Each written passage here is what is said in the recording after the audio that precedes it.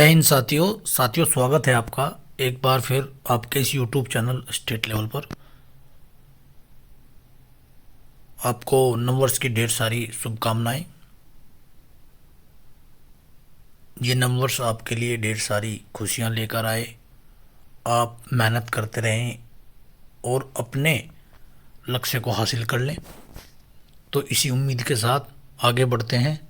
जो मैंने भूगोल की एक क्लास चलाई हुई है दोस्तों, आज उसका ये छठा वीडियो आपके समक्ष प्रस्तुत करने जा रहा हूँ। तो आज का जो हमारा टॉपिक रहेगा दोस्तों, वो है आज का प्रायद्वीपीय भारत का पठार। इससे पहले हमने 5 वीडियो कर लिए हैं और उसमें काफ़ी अच्छा रिस्पॉन्स आप लोगों का आ रहा है और यही उम्मीद करता हूँ कि आप उसे देखें और उससे कुछ नया सीखें दोस्तों। तो आज हम जानेंगे प्रायद्वीप पठार वास्तव में कहाँ कहाँ भारत में इसकी अवस्थिति है, कितने पठार भारत में देखने को मिलते हैं, कौन कौन से पठार कहाँ पर अवस्थित हैं और किस पठार में क्या खास बात पाई जाती है। तो ये एक मानचित्र है भारत का, जिसमें ये आपको देखने को मिलेगा। यहाँ पर अलग अलग तरीके से पठार देखने को मिलते हैं। सबसे पहले देख लेते हैं पठार वास्तव में कहाँ कहाँ और उसकी अवस्थिति कहाँ कहाँ स्थित है। तो देख लेते हैं प्रायद्वीप पठार। भारत का प्रायद्वीप पठार एक अनियमित त्रिभुजाकार आकृति वाला भूखंड है, जिसका विस्तार उत्तर पश्चिम में अरावली पर्वतमाला, दिल्ली पूर्व में राजमहल की पहाड़ियों,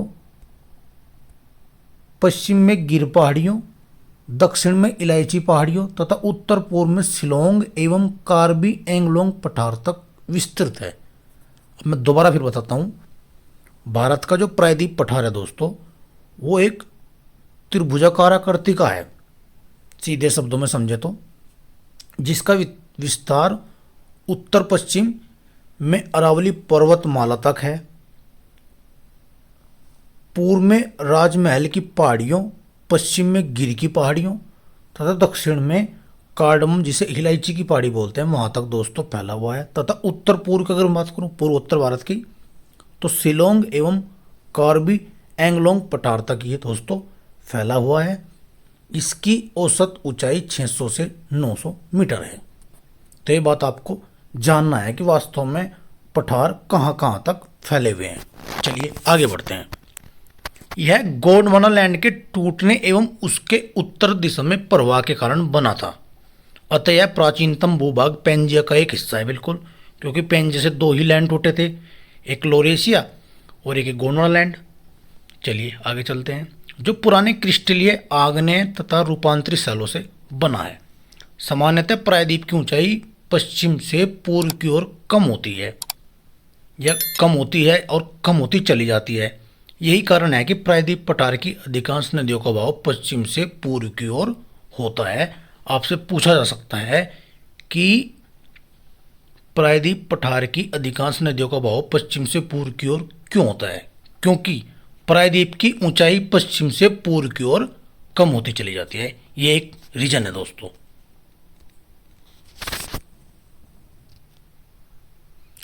आगे देखते हैं दोस्तों।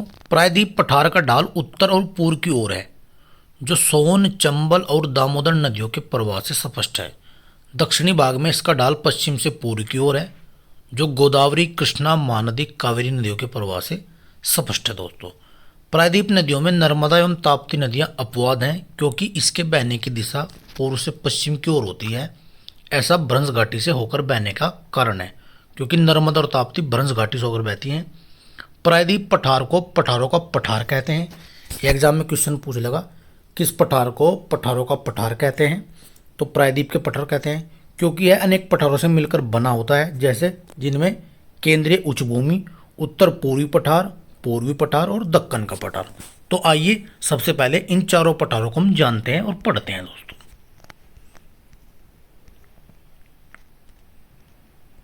तो दोस्तों सबसे पहले उसमें केंद्रीय उच्चभूमि देखने को मिलती है। तो केंद्रीय उच्चभूमि के अंतर्गत निम्नलिखित क्षेत्रों को शामिल किया जाता है, जिसमें अरावली पर्वत श्रेणी आती है, मालवा का पठार आता है, विंध्यन श्रेणी आती है, मेवाड़ का पठार आता है, बुंदेलखंड का पठार आता है और सतपुड़ा श्रेणी आती है। यानी जो केंद्रीय उच्चभूमि के अंतर्गत ये 6 मुख्यतः एक तरीके से पठार आते हैं। तो चलिए इन अकेले अकेले को जानते हैं और आगे बढ़ते हैं। सबसे पहले अरावली पर्वत श्रेणी। अरावली पर्वत का विस्तार उत्तर पूर्व में दिल्ली रिज से लेकर दक्षिणी पश्चिम में गुजरात के पालनपुर तक लगभग 800 किलोमीटर है। ये पूछा जाता है कि अरावली पर्वत का विस्तार कहाँ कहाँ तक है। हालांकि जब भी अरावली पर्वत आपके मन में आए तो क्वेश्चन आपको रिकॉल करना है, भारत की या विश्व की सबसे प्राचीनतम पर्वतमाला अरावली पर्वतमाला है। ये देखो अगली लाइन में लिखा हुआ भी है, यह प्राचीनतम मोड़दार अवशिष्ट पर्वत का उदाहरण है जो राजस्थान बांगर को केंद्रीय उच्च भूमि से अलग करने वाली संरचना है। इसकी उत्पत्ति प्री कैम्ब्रियन काल में हुई थी। अरावली की अनुमानित आयु 570 मिलियन वर्ष मानी जाती है। अब पूछ लेगा इसकी उत्पत्ति किस काल में हुई, तो प्री कैम्ब्रियन काल में हुई। दोस्तों अरावली संरचना पश्चिमी भारत का मुख्य जल विभाजक है जो राजस्थान मैदान के अपवा क्षेत्र को गंगा के मैदान के अपवा क्षेत्र से अलग करती है। जल विभाजक एवं भौगोलिक इकाई है जो पानी का भंडारण करती है एवं छोड़ती है। अब देखो कितनी अच्छी बात है। अगला क्वेश्चन, लूनी नदी इस पर्वत से निकलने वाली राजस्थान मैदान की सर्वाधिक महत्वपूर्ण नदी है जो राजस्थान बांगर तथा थार मरुस्थल से होते हुए गुजरात के कच्छ के रण में विलीन हो जाती है। इसलिए यह एक स्थलीय अपवाह तंत्र का उदाहरण है। दोस्तों अरावली से निकलने वाली सुक्रिय और जवाई नदियां लूनी नदी की महत्वपूर्ण सहायक नदियां हैं। अरावली पर्वतमाला पश्चिमी भारत के एक मुख्य जलवायु विभाजक का भी जो पूर्व के अपेक्षाकृत अधिक वर्षा वाले क्षेत्र को पश्चिम के अर्ध शुष्क और शुष्क प्रदेश से अलग करती है। उत्तर पश्चिम भारत में है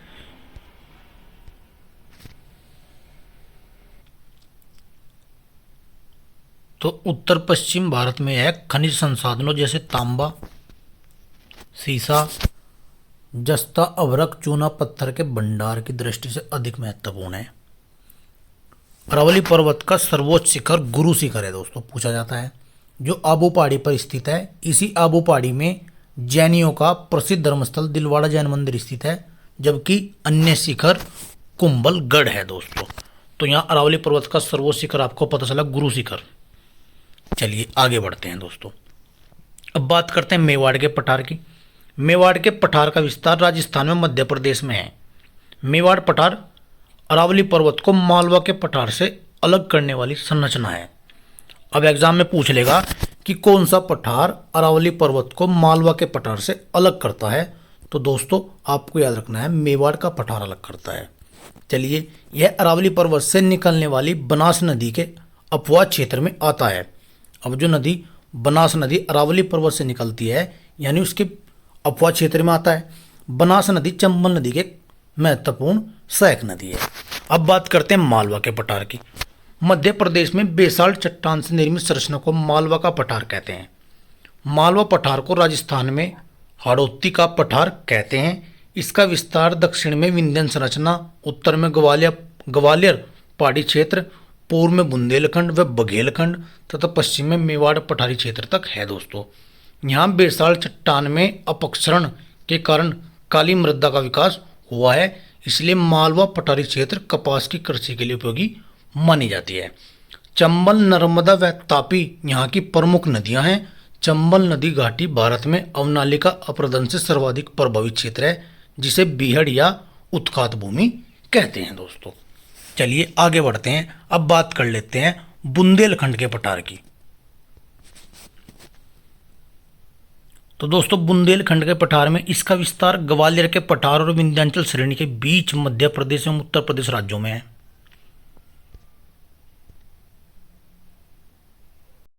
तो दोस्तों इसके अंतर्गत उत्तर प्रदेश के 7 जिले जालौन, झांसी, ललितपुर, चित्रकूट, हमीरपुर, बांदा, महोबा आते हैं। मध्य प्रदेश के 8 जिले आते हैं, दतिया, निवाड़ी, टीकमगढ़, छतरपुर, पन्ना, दमोह, सागर, विदिशा। यहाँ की ग्रेनाइट व नीच चट्टानी संरचना में अपक्षय व प्रदन की क्रिया होने के कारण लाल मृदा का विकास हुआ है। बुंदेलखंड के पठार में यमुना की सहायक चंबल नदी के द्वारा बने महाखंडों को उत्खात भूमि का प्रदेश कहते हैं। बुंदेलखंड क्षेत्र सूखा प्रभावित क्षेत्र होने के कारण केंद्रीय उच्च भूमि का आर्थिक दृष्टि से पिछड़ा क्षेत्र है। मध्य प्रदेश तथा छत्तीसगढ़ की सीमा पर स्थित बघेलखंड का पठार केंद्रीय उच्च भूमि को पूर्वी पठार से अलग करता है। अब बात करते हैं विंध्यन श्रेणी की। इसका विस्तार गुजरात से लेकर मध्य प्रदेश, उत्तर प्रदेश, बिहार तथा छत्तीसगढ़ तक है। इसे गुजरात में जोबट हिल तथा बिहार में कैमूर हिल कहते हैं। विंध्यन श्रेणी के दक्षिण में नर्मदा नदी घाटी है, जो विंध्यन पर्वत को सतपुड़ा पर्वत से अलग करती है। विंध्यन श्रेणी कई पहाड़ियों की एक पर्वत श्रेणी है, जिससे विंध्याचल, कैमूर तथा पारसनाथ की पहाड़ियां पाई जाती है। लाल बलुआ पत्थर और चूना पत्थर के चट्टानों से निर्मित इस संरचना में धात्विक खनिज संसाधनों का अभाव है, परंतु भवन निर्माण के पदार्थों के भंडार की दृष्टि से इसका आर्थिक महत्व सबसे अधिक है। यह पर्वत श्रेणी उत्तरी भारत तथा प्रायद्वीप भारत की मुख्य जल विभाजक भी है, क्योंकि यह गंगा नदी के अपवाह क्षेत्र को प्रायद्वीप भारत के अपवाह क्षेत्र से अलग करती है। दोस्तों, अब बात करते हैं सतपुड़ा श्रेणी की। यह भारत के मध्य भाग में स्थित है, जिसका विस्तार गुजरात से होते हुए मध्य प्रदेश, महाराष्ट्र की सीमा से लेकर छत्तीसगढ़ एवं छोटा नागपुर के पठार तक है। यह पश्चिम से पूर्व राजपीपला की पहाड़ी, महादेव पहाड़ी, मैकाल श्रेणी के रूप में फैली हुई है। इस पर्वत श्रेणी की सर्वोच्च चोटी धूपगढ़ है। पूछा जाता है कि किस पर्वत की सबसे ऊंची चोटी धूपगढ़ है, तो दोस्तों सतपुड़ा की है, जो महादेव पर्वत पर स्थित है। मैकाल श्रेणी की सर्वोच्च चोटी अमरकंटक है। कुछ अन्य स्रोतों में इसकी कई अन्य ऊंचाइयां दी हुई है, लेकिन यहाँ से नर्मदा और सोन का ही उद्गम हुआ है। मतलब अलग अलग बुक में कुछ अलग अलग जानकारी मिलती है। यह एक ब्लॉक पर्वत है, जिसका निर्माण मुख्यतः ग्रेनाइट एवं बेसाल्ट चट्टानों से हुआ है। यह पर्वत श्रेणी नर्मदा और तापी नदियों के बीच जल विभाजक का कार्य करती है। अब बात करते हैं पूर्वी पठार की। पूर्वी पठार इसके अंतर्गत छोटा नागपुर का पठार आता है दोस्तों, छत्तीसगढ़ बेसिन आता है और दंडकारण्य का पठार आता है। अब इम्पोर्टेंट देखते हैं, क्योंकि इम्पोर्टेंट है दोस्तों छोटा नागपुर का पठार। इसका विस्तार मुख्यतः झारखंड में है। इसके अलावा दक्षिणी बिहार, उत्तरी छत्तीसगढ़, पश्चिम बंगाल का पुरुलिया जिला और उड़ीसा का उत्तरी क्षेत्र भी छोटा नागपुर पठार क्षेत्र में आते हैं। इस पठार के उत्तर पूर्व में राजमहल पहाड़ी, उत्तर में हजारीबाग का पठार तथा दक्षिण में रांची का पठार है। इन तीनों संरचनाओं को संयुक्त रूप से छोटा नागपुर पठार क्षेत्र में शामिल किया जाता है। दामोदर नदी रांची के पठार को हजारीबाग के पठार से अलग करती है। यह छोटा नागपुर के पठार की सबसे बड़ी नदी है, यानी दामोदर नदी छोटा नागपुर के पठार की सबसे बड़ी नदी है। दामोदर नदी बेसिन कोयला भंडार की दृष्टि से भारत का सर्वाधिक महत्वपूर्ण क्षेत्र है। हजारीबाग पठार की चोटी पारसनाथ हिल छोटा नागपुर पठार की सबसे ऊंची चोटी है। यह जैनियों का प्रसिद्ध तीर्थ स्थल है। पूछा जाता है पारसनाथ हिल कहाँ पर है, जैसे हम माउंट आबू में था दोस्तों, ऐसे ये भी है। रांची पठार से निकलने वाली स्वर्णरेखा नदी छोटा नागपुर की दूसरी सबसे बड़ी नदी है। रांची के समीप इस नदी पर हुंडरू जलप्रपात है। पूछा जाता है हुंडरू जलप्रपात किस नदी पर है, तो आपको याद रखना है। छोटा नागपुर पठारी क्षेत्र में ग्रेनाइट चट्टान से निर्मित उच्च स्थलाकृति या द्वीपीय रूपीय स्थलाकृति को पाट भूमि कहते हैं। भूगर्भिक संरचना की दृष्टि से पाट क्षेत्र एक उत्थित भूखंड का उदाहरण है दोस्तों। चलिए आगे बढ़ते हैं। अब देखते हैं छत्तीसगढ़ बेसिन या महानदी बेसिन। तो चलिए, छत्तीसगढ़ बेसिन का विस्तार छत्तीसगढ़ एवं उड़ीसा राज्यों में है, जिसका निर्माण अवतरण या दशाओं की प्रक्रिया द्वारा हुआ है। छत्तीसगढ़ बेसिन छोटा नागपुर के रांची पठार को दंडकारण्य पठार से अलग करता है तथा स्वयं महानदी के द्वारा छोटा नागपुर पठार रांची से अलग हो जाता है। यहाँ पर महानदी तथा उसकी सहायक नदियाँ शिवनाथ, हसदोमांड, इब आदि प्रवाहित होती हैं। छत्तीसगढ़ बेसिन में गोंडवाना क्रम की संरचना पाई जाती है, जिसके कारण यहाँ कोयला भंडार प्रचुर उपलब्धता है। बात करते हैं दंडकारण्य पठार की। इसका विस्तार ओडिशा, छत्तीसगढ़, महाराष्ट्र, आंध्र प्रदेश, तेलंगाना तक है। यह भारत के मध्यवर्ती भाग में स्थित है। यह अत्यंत ही उबड़ खाबड़ एवं अनुपजाऊ क्षेत्र है, लेकिन खनिज संसाधनों के भंडार की दृष्टि से महत्वपूर्ण है। दंडकारण्य का पठार गोदावरी की सहायक नदी इंद्रावती का उद्गम इसी क्षेत्र से होता है। भारत में टीन धातु दंडकारण्य पठार में स्थित बस्तर क्षेत्र में पाई जाती हैं। अब कुछ पहाड़ियाँ भी देखो उसमें ऐड की हुई हैं, जैसे बटेश्वर पहाड़ी बिहार में, बिलारी श्रृंखला कर्नाटक में, चीन श्रृंखला मणिपुर में, धौसी पहाड़ी ये हरियाणा में। अब आपको एक बात याद रखनी है, बटेश्वर से आपको कन्फ्यूजन नहीं होना जाना है, क्योंकि बटेश्वर पहाड़ी बिहार में है, जबकि बटेश्वर मेला उत्तर प्रदेश के आगरा जिले में लगता है। चलिए बात करते हैं उत्तर पूर्वी पठार की, जिसमें सबसे पहला पठार आता है मेघालय का पठार। उत्पत्ति व संरचना की दृष्टि से मेघालय का पठार प्रायद्वीप पठार छोटा नागपुर का पठार का एक पूर्वी विस्तार है, जो राजमहल गारो गैप अथवा मालदा गैप के द्वारा अलग हुआ है। इस पठार में पश्चिम से पूर्व की ओर क्रमशः गारो खासी जयंतिया, पूछा जाता है पश्चिम से पूर्व लगाइए तो गारो खासी और जयंतियाँ तथा मिकिर आदि पहाड़ियाँ अवस्थित हैं, जो प्राचीन चट्टानों से दोस्तों बनी हैं। गारो खासी जयंती इस पठार पर निवास करने वाली प्रमुख जनजातियाँ हैं। खासी पर्वतीय क्षेत्र का कीप रूपी स्वरूप में अवस्थित होने के कारण यहाँ की औसत से अधिक वर्षा होती है। यही कारण है कि खासी पहाड़ी के दक्षिण में स्थित मासिनराम एवं चेरापूंजी विश्व में सर्वाधिक वर्षा वाले क्षेत्र में गिने जाते हैं। ये पूछा जाता है कहाँ ज़्यादा वर्षा होती है। यहाँ धारवाड़ संरचना से निर्मित शिलोंग रेंज सबसे ऊंचा पर्वतीय क्षेत्र है, इसलिए इसे शिलोंग का पठार के नाम से भी जाना जाता है। इस क्षेत्र की सबसे ऊंची चोटी नोकरेक मेघालय में स्थित है। औसत से अधिक वर्षा होने के कारण यहाँ की लेटराइट मिट्टी तथा सदाबहार वनों का विकास हुआ है। पूछा जाता है कि शिलोंग के पठार में किस प्रकार की मिट्टी पाई जाती है, तो दोस्तों लेटराइट मिट्टी पाई जाती है। ये पूछा गया है, कई बार एग्जाम में दोस्तों आया हुआ है। अब दोस्तों देखते हैं मालदा गैप या राजमहल गारो गैप क्या है। इसकी उत्पत्ति प्रायद्वीप भारत के संचलन के दौरान दशाव की प्रक्रिया कारण हुई थी मालदा गैप की। इसके दौरान छोटा नागपुर का राजमहल पर्वत मेघालय के गारो पर्वत से अलग होता है, इसलिए इसे राजमहल गारो गैप कहते हैं, जबकि पश्चिम बंगाल में इसे मालदा गैप कहते हैं। गंगा और ब्रह्मपुत्र नदियों के द्वारा लाए गए अवसादों का मालदा राजमहल गैप में निक्षेपण से डेल्टाई मैदान का निर्माण हुआ है। इस डेल्टाई मैदान में पीट मृदा की उपलब्धता के कारण ही मैग्रोव वनस्पति का विकास हुआ है। इस क्षेत्र में पाया जाने वाला सुंदरबन भारत के सर्वाधिक जैव विविधता क्षेत्रों में से एक है दोस्तों। अब बात करते हैं दक्कन के पठार की। इस पठार का विस्तार तापी नदी के दक्षिण में त्रिभुजाकार रूप में है। इसके अंतर्गत निम्नलिखित क्षेत्रों को सम्मिलित किया जा सकता है। नंबर 1 दक्कन ट्रैप, कर्नाटक का पठार और आंध्र का पठार। सबसे पहले दक्कन ट्रैप की बात करते हैं।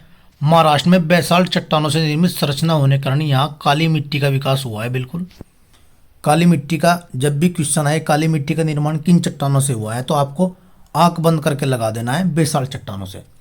इसलिए यह क्षेत्र कपास के उत्पादन की दृष्टि से महत्वपूर्ण है, क्योंकि ये बेसाल्ट चट्टानों से निर्मित है। इसका विस्तार 16 डिग्री उत्तरी अक्षांश के ऊपर से लेकर उत्तर पूर्व में नागपुर तक है। इसी पठारी क्षेत्र से गोदावरी नदी अपवाहित होती है। सतमाला, अजंता, बालाघाट, हरिश्चंद्र इत्यादि पहाड़ियों का विस्तार भी इसी पठारी क्षेत्र में दोस्तों देखने को मिलते हैं। सभी पहाड़ी इसी पठार क्षेत्र में आती है। अब देखते हैं कर्नाटक का पठार। कर्नाटक के पठारी क्षेत्र में पश्चिमी घाट से संलग्न पर्वतीय एवं पठारी क्षेत्र को मलनाड कहते हैं। बाबा बुदान यहाँ का सबसे ऊंचा पर्वतीय क्षेत्र है तथा मुलनगिरी इसकी सबसे ऊंची चोटी है, जबकि ऑक्सफोर्ड एटलस में कुद्रुमेक को बाबा बुदान की सबसे ऊंची चोटी बताया गया है। मलनाड से संलग्न पूर्व में अपेक्षाकृत कम ऊंचे पठारी क्षेत्र को मैदान कहते हैं, जिसमें औसत से अधिक ऊंचे मैदानी क्षेत्रों को बेंगलुरु का पठार तथा मैसूर के पठार के नाम से जाना जाता है। कर्नाटक में धारवाड़ संरचना का विकास होने के कारण पठारी क्षेत्र धात्विक खनिज संसाधनों के भंडार की दृष्टि से महत्वपूर्ण है। यहाँ लौह अयस्क का सर्वाधिक भंडार है, जिसके लिए बाबा बुदान पर्वतीय क्षेत्र अधिक उपजाऊ माना जाता है।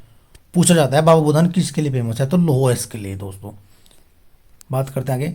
मैसूर के पठार में ही कावेरी नदी का अफवाह क्षेत्र है। कृष्णा, कावेरी, तुंगभद्रा, शरावती, भीमा यहाँ की प्रमुख नदियां हैं। शरावती नदी पर भारत का महत्वपूर्ण जलप्रपात, जिसे जोग गरसोप्पा जलप्रपात कहते हैं, इसे महात्मा गांधी जलप्रपात भी कहते हैं। कुंचिकल जलप्रपात भारत का सबसे ऊंचा जलप्रपात, जिसकी ऊंचाई 455 मीटर है, जो कि शिमोगा जिले कर्नाटक में वराही नदी पर है, जो कि पूछा जाता है कि किस नदी पर ही है दोस्तों। आगे बढ़ते हैं। अब बात करते हैं आंध्र का पठार की। आंध्र के पठार के अंतर्गत रायलसीमा का पठार, तेलंगाना के पठार को शामिल किया जाता है। कृष्णा नदी बेसिन के दक्षिण के पठारी क्षेत्र को रायलसीमा का पठार कहते हैं, जहां वेलिकोंडा, पालकोंडा, नल्लामलाई पर्वतों का विस्तार है, जबकि कृष्णा नदी बेसिन के उत्तर में स्थित पठारी क्षेत्र को तेलंगाना का पठार कहते हैं। तेलंगाना के पठार का ऊपरी हिस्सा पठारी है तथा दक्षिणी हिस्सा उपजाऊ मैदान है। पूछा गया प्रश्न है कि किस पठार का ऊपरी हिस्सा पठारी है जबकि दक्षिणी हिस्सा उपजाऊ है, तो दोस्तों ये जो है तेलंगाना का पठार है।